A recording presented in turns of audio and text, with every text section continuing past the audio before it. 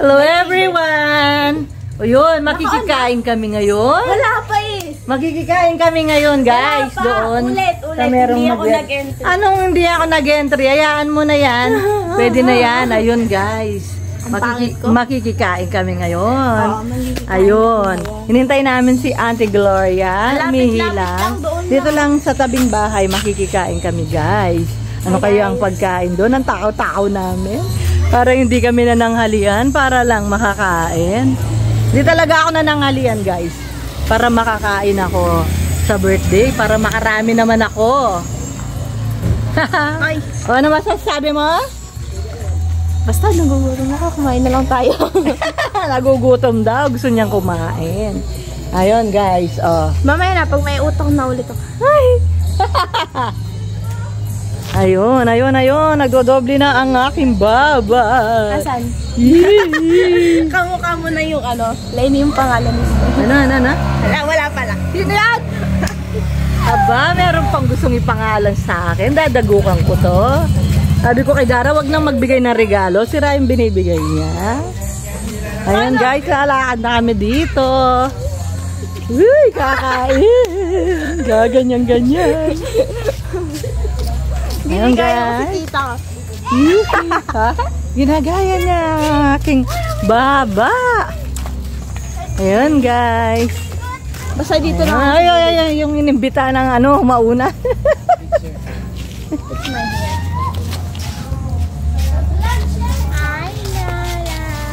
Ito si Dara, oh, tingnan oh, ito. Yan, susundan-sundan namin dahil siya yung inimbitahan tapos sumama kami. Dami namin sumama, tatlo. Ay, naku guys. Oh, sabi ko sa'yo, baka walang tao. Nakikikain na kayo. Nakabukas naman yung gate. Oh, kain. Ayun. Yung guys, eto. Oh, wala pang tao. Nakikikain na. Siyempre, kaya binuksan yung gate dahil may... Ay. Oh, ang aga-aga mo. Baka sa restaurant ginawa. O, lang mo na. Pamamagumpisa. Guwape, ano? Pakaranon. May pamamagumpisa. Tingnan natin guys, ang birthday. Iba-vlog ko na lang. Oh, tingnan natin. Idiro. Ito, yung birthday.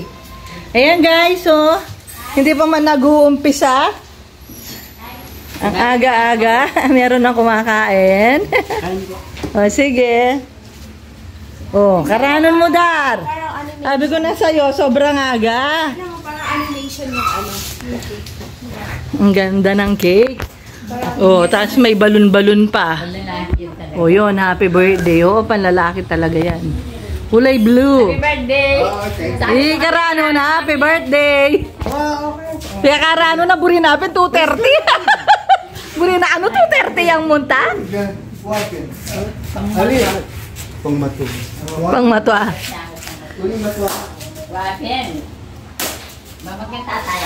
Magkanta ka, Ali? Ba, magkanta ka pa, bayo ka mangan ba? Ayun o. Sa ano? Tita, Awa. Tita, look. Tignan mo. The filter. Ang cute. Banda mo lang tama ko. Banda naman ako. Anong pinanggagawa nitong dalawang lovers? Oh. Hi guys. Pagkakanta ko Ito sesekay niya. Anak-anakan na dito. Birthday po. Bless po. May kalagune. Buri mesesen? Tita naman eh. Mani siya ay tao. Lagi mo na lang ako pinamamigay. Ba, paano pamigay kita kay ano, yung sa may manginasal? Ayaw mo? Mahilig yung manyeseng... Classmate niya. Sige. Sige talaga. Dadaling ka niya sa Hawaii. Doon yung mga anak niya. Doon yung mga anak niya. Natin yung pinagawa niya sa ano, sa upuan niya. Nagpagawa ng supot. Tapin din eh. Nagpasupot pala. Wala yan kay... Susan, ayan o. Kadidilo na papil pa. Ito. Then, Bagay sa tila kulin eh. Wapin. Tutukitang timo kulay brown, makanyan. Water, no? Brown daw. Oh, pag marumi, siyempre papalitan mo, ha? Model dumyam. Oh. Ang cute naman ng bahay. Lalabas ako. Cute ng house. Ay, never mind. Meron pala. Chinelas ko. Marimlayang gating. Wapin. Tsaka marimla yung bale mo, ne? Marimla na kilob, ne? Wala masyado. Heto guys, dahil merong kumakanta ay inalis ko yung sounds. Kaya ito habang kumakain-kain kaming sobrang takaw namin, parang ang dami naming kinaing spaghetti, may pansit, may manok, meron pang lumpia at mahablang ka, grabe, ang sarap ng kinain namin. At itong katabi kong mga lovers, tignan nyo naman guys. Andyan lang sa tabi-tabi. At dito naman ay ako yung kumakanta at hindi ko rin pwedeng iparinig, baka makopyright din ako. So heto, at magkukwento na lang ako. Kumakanta ako dito ng Don't Say You Love Me. So baka ilagay ko na lang ito sa Facebook, at least doon kahit papaano ay pwede naman yung kumakanta-kanta. Wag lang naman yung talagang super kinopyright mo na. Ayun guys, nagkakaraoke kami dito at maya-maya kakanta rin si auntie. So hindi ko talaga pwedeng iparinig. At kumakanta-kantang nakikinig din tong si Mika sa tabi-tabi ko. Eto, at nagpa-video na lang kami kay Gerald, yung partner ni Mika, The Lovers. Ayun, habang kumakanta-kanta ako, ninanamnam ko yung kinakanta ko. Kala mo talaga professional kumanta, oh. Sobrang serious talaga. Ayun guys, ang haba-haba nitong kinakanta ko, parang wala na akong masabi.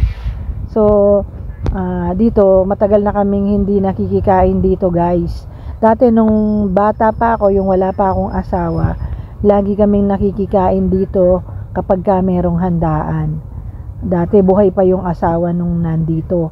Ngayon, yung naiwan na lang yung asawa niyang lalaki, inimbitahan si Dara at kami naman ay sumama. Syempre, kainan. Madalang lang naman ito at wala naman silang bisita. Parang kami pa nga yung unang-unang bisita nila. Sabi niya kaninang umaga merong padasal, tapos kaninang tanghalian ay meron ding pumunta, at ngayong namang parang mag-aalas 4 na kami naman ang pumunta at parang wala pang dumarating at may mga handa-handa pa sila. At pag-alis na nga namin ay ininit pa nila yung mga pagkain para kapag merong dumating ay kakain ulit yung mga dumating. So hindi na natin alam kung sino yung darating, baka yung mga kapatid niya, mga pamangkin, ganon. Yung mga anak niya ay wala dito, nasa abroad, nasa Amerika na, at yung bunso ay nasa Canada na. So swerting-swerte nga sila. Meron silang inalagaan na bata, ayun, nakapunta sa Amerika din. Kasi 7 months pa lang yun nung alagaan nila. Hindi na binalikan ng nanay, kaya inadapt na nila. So napakaswerte ng batang yun at nakapunta siya ng Amerika at sila na yung naging mga magulang niya, at ngayon ay meron na pala siyang anak. Diba yung kapalaran, yung akala mo wala nang mag-aalaga sa'yo dahil iniwang ka ni mama mo, hindi ka na binalikan. So nung merong nag-alaga sa kanya, sinwerte siya, nakarating ng Amerika dahil yung mga nag-alaga sa kanya ay pumunta na ng Amerika. At ngayon, sa tagal-tagal ng panahon nga ay nagkaanak na siya, at tapos syempre si Kuya Rudy yung nag-birthday, umuwi na lang dito sa Pilipinas dahil namatay na nga yung asawa niya. Iniwan na lang niya yung mga anak niya doon dahil may mga pamilya na rin. Ayun, pati yun ng batang inalagaan nilang, inadapt nila, nagkaroon ng pamilya, at naiinip siya doon, kaya dito na lang siya sa Pilipinas. May mga kasambahay naman siya dito sa Pilipinas kahit nawala yung mga anak niya dito. Kasi siyempre yung mga anak niya ay may mga sarili-sarili na ring mga pamilya.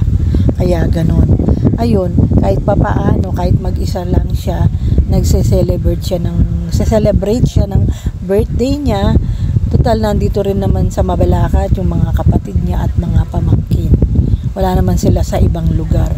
So, ganun lang. Naikwento ko lang guys dahil kumakanta ako, hindi ko pwedeng iparinig yung pagkanta-kanta ko dahil nga baka makapiright tayo. Kaya ganon. Kwento-kwento na lang. At maya-maya ay aalis na rin kami dahil nakakahiya na. Pagkatapos namin kumain ay kumanta na kami ng kumanta. Di ba nakakahiya yun? Yan. Oo, muna na ako, Dar. Malakwaan na ka. Asus! Muna na ako. Malakwaan na eh. Video ko lang pa.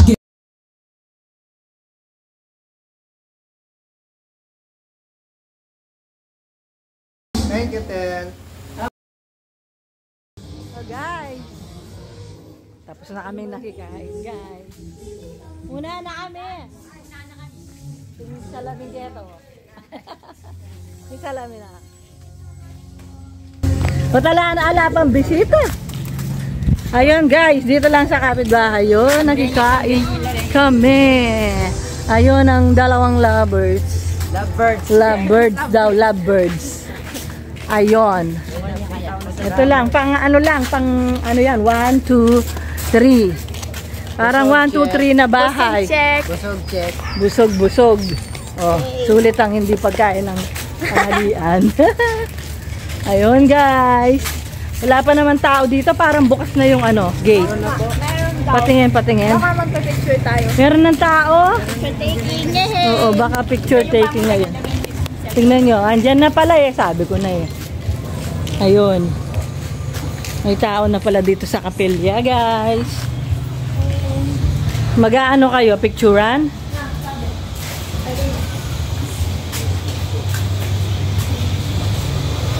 Hanggang guys. So, ano? Magdodoktrina ngayon? Magdodoktrina. O yun pala, magdodoktrina tayo. O, diyan ka na lang, kami na lang dito ni Dara. Ay, doktrina pala. Ayun guys. Nandito na kami sa may kapilya. Bye bye. Busog na busog kami. Thanks for watching. God bless you.